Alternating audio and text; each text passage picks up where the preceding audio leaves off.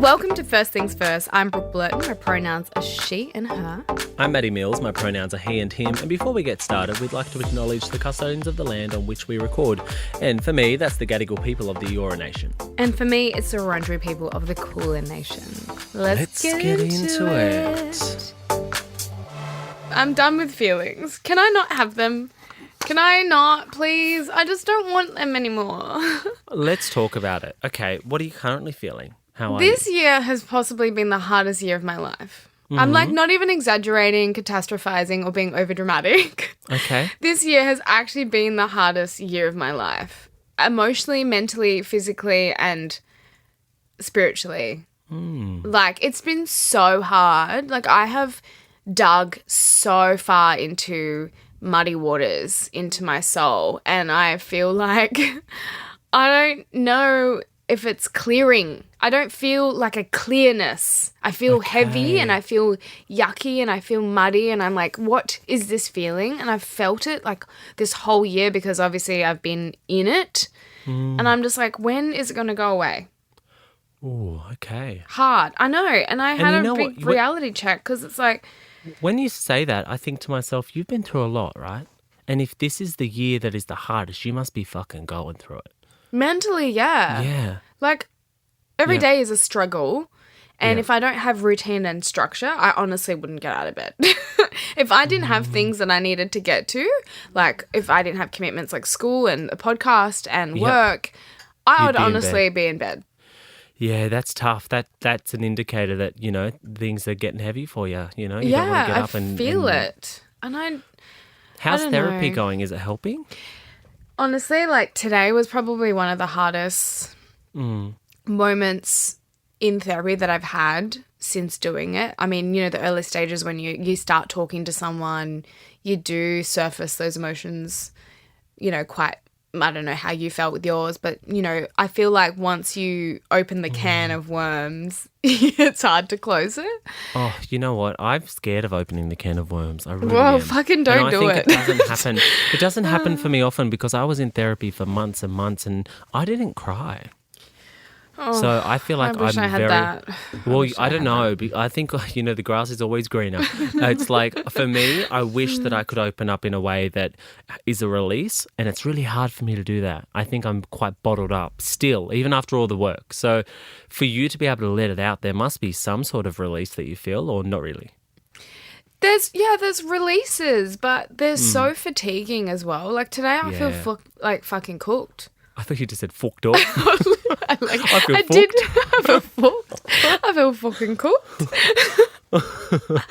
No, honestly, Yep. I don't know how people do it. I don't. I'm putting in the work. I know it's an investment into myself, and I know that I start my week off, you know, I'm the one running into the fire, as they say that as an actor, but I feel like I'm also just doing that as Brooke, like constantly just running into the fire and being like, and dealing with the consequences. But the consequences are really like tormentative right now. Like they're really tormenting me. This year has been so weird. Like obviously I feel so liberated in the things that I've been able to achieve, like perform and go on stage and break down this anxiety and this and you know, shed some shame. But at the same time, yeah, you're sort of living in this like mucky, yucky, uncovering, challenging, unlearning kind of phase, and it just feels so fucking exhausting. And I feel like, you know, normally I'm a really soft person. You know this. Like I'm, like you said, I'm so soft, like a little marshmallow, like, you know, and I don't want to ever lose that. But there is some part of me that's like, fuck, I just want to hard put the walls up. Yeah. I don't want to deal with some stuff right now. And I'm like, nah, can't. Like, you know, and I'm like, testament to you. Every time I do that, through it. Yeah, well, every time I like want to do that, like put the walls up, I again be like, no, this is what you're meant to, you know, you're meant to be not doing that, you know, like I challenge it and then I lay myself bare and I'm, you know, raw.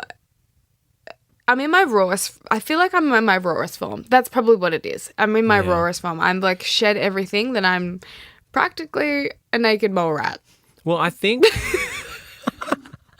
pretty one at that. But what I will say is, look, if you think about your year that you've had and you say it's like been a really tough year, I think it's been a different year for you. You've gone into an institution, you've gone into a really strict schedule with like learning, you know, and through that learning as acting, you're uncovering parts of yourself. So it's like, as much as this is like a growth period for you and it's like tough, I think that acting can be grueling in a sense that you have to sometimes face inner emotional parts of yourself because that's what you need to bring to the work. So it's like you're doing that so often. And in the past... Every day, like literally every day. Yeah. And when Monday was the to last Friday. time you had such a strict routine with something like an education journey or like an institution? It's been a while, you know? Yeah, not until like since uni or, you know, working a 9 to 5 when I was playing footy, like back to back. Like, yeah, I thrive in routine. Yeah. But it has, you're right. It has been a while since I've been that, you know, hard, strict Monday to Friday, like fucking... Because freelancing and having this sort of freedom of being able to create your own work and be your own boss, and then you go into a rigid, you know, structure and you're putting your body through that every day. It's like, that's a big shift and a big change, and it's not something that you get used to so quickly. So it's like maybe just understanding your environment has changed a lot. Yeah. You know, and you're coming up against it. So it's like, I think it's normal. And this is temporary. It's not going to be forever. That's you know? That's what I keep convincing myself to. And you're so right. Like, this is, you know, I'll be away in Sydney. We'll have the best time when I'm filming the movie. When the movie's done, I'll graduate Howard, and you know, I'll have then a break. Yeah. I don't know, but it's like the next 3 months are going to be so gun ho, and I think. Actually, you know what I think it is? I'm actually fucking terrified that I'm going to be really shit in this movie.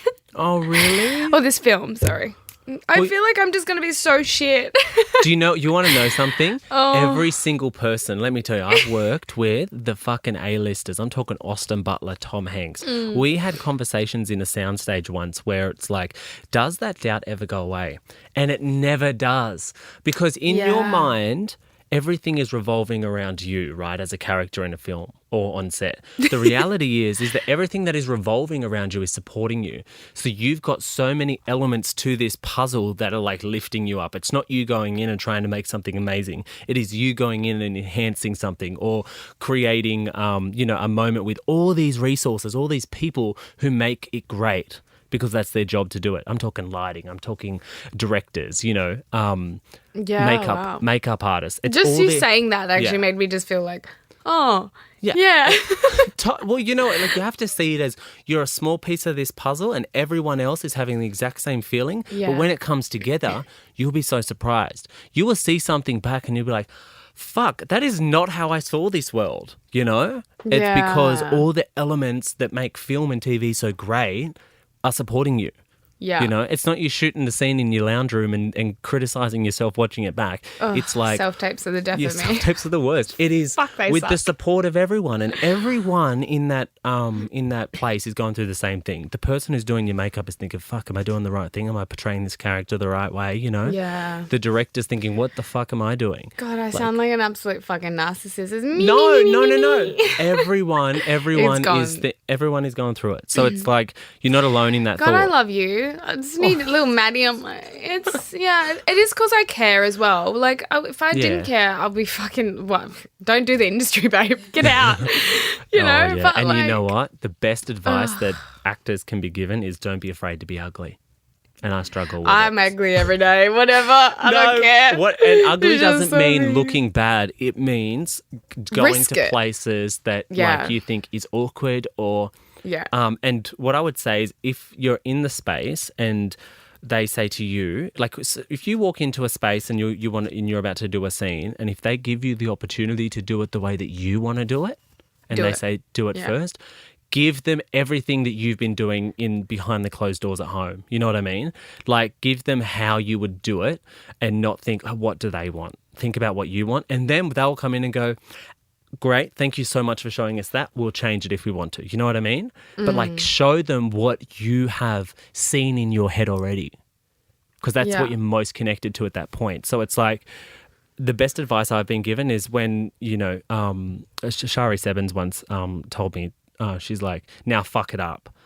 And that gave me permission to do something that was like outside of the box. And we ended up going with it. We ended up going with that take.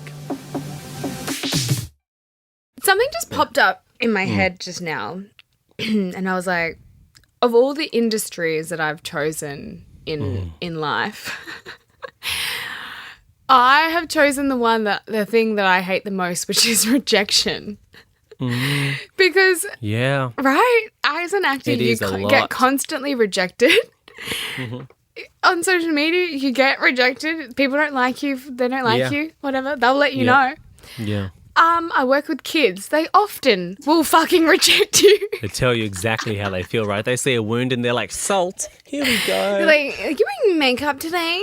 Yeah. It's like, yes, I am, you little 14-year-old little fucker. And also I've chosen to go fucking and dating, I guess, dating shows and reality TV. And that's like the biggest rejection of all. Yeah. Oh, why? And I'm a Capricorn, for fuck's sake. We don't deal with rejection.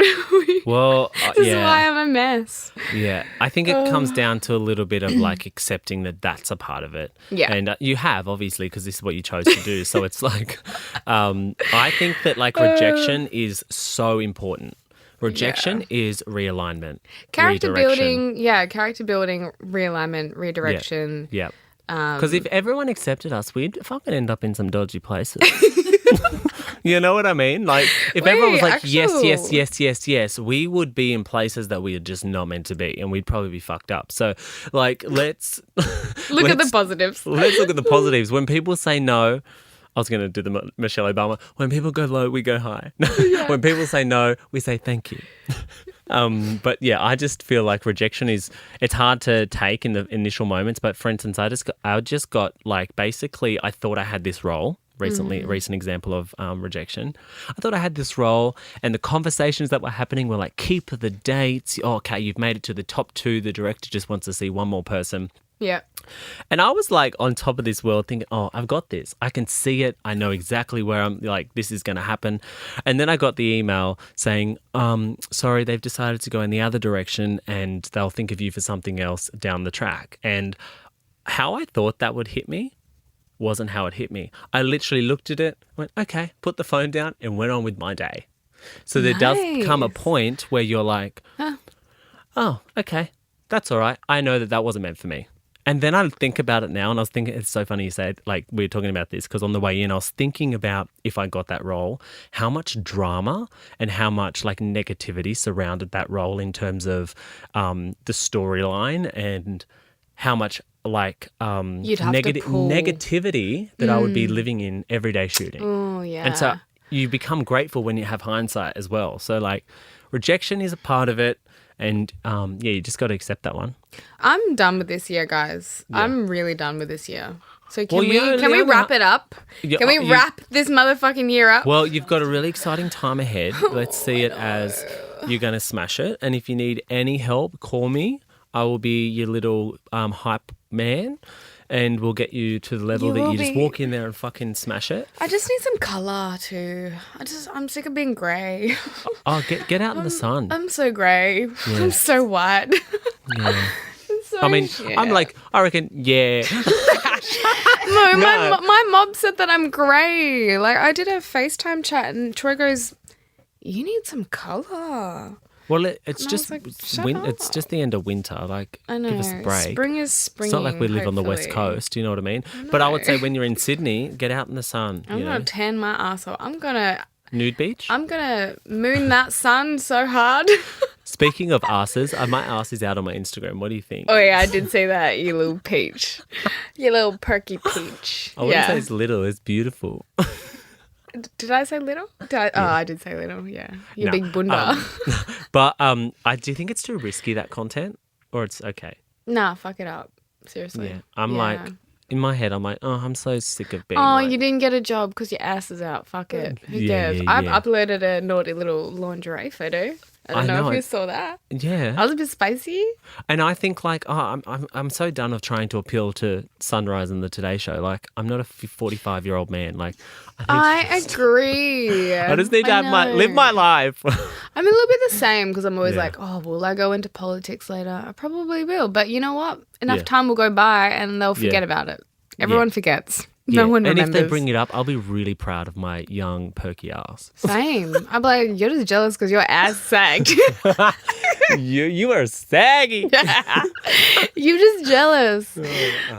I love the saying, like, they're mindful. Like, very mindful. Very demure. Very perky. I got interviewed at Oscar on Friday night, right? And they were like, what do you think of the ballet? Like taking on something like Oscar. It's like a queer story around Oscar Wilde. He was a writer.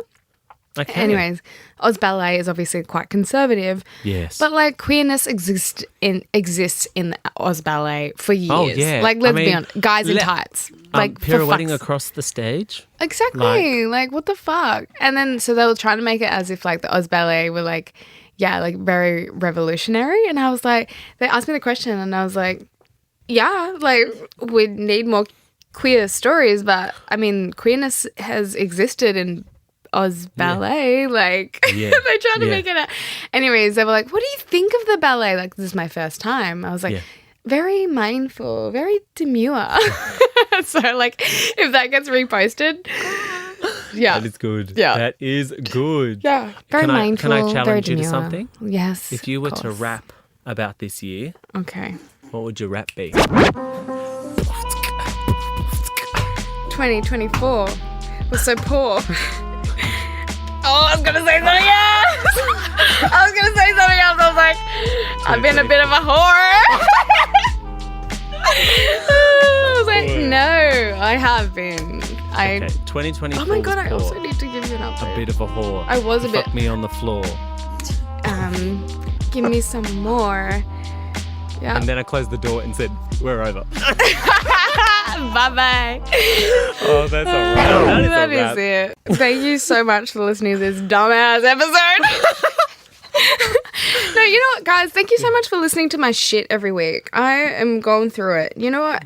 And it goes to show that as much as fucking people might look glamorous on the outside, it's not like that. Yeah. It's not like that. It's like, you know, that little duck that's gliding along the water underneath and the little legs are going? That is literally me. That is me. I'm running like a little fucking duck. Yeah. I love that. Yeah. So thank you so much for sticking it with us. Thank you so much for sticking it out with us. Sticking it in us. I really love it. We really appreciate you sticking it in us. Yeah. Very demure. Goodbye. Anyways, if you love what you hear, probably not, leave us a rating and review. And if you want us to cover anything on the pod, honestly, just reach out via our socials. I had a beautiful message the other day. Someone emailed me, which was quite nice. Yes. Go check it out on my socials. Yeah. I love that. Brooke's handle is @Brooke.Blurt. Mine's @It's Matty Mills. Bye. Bye.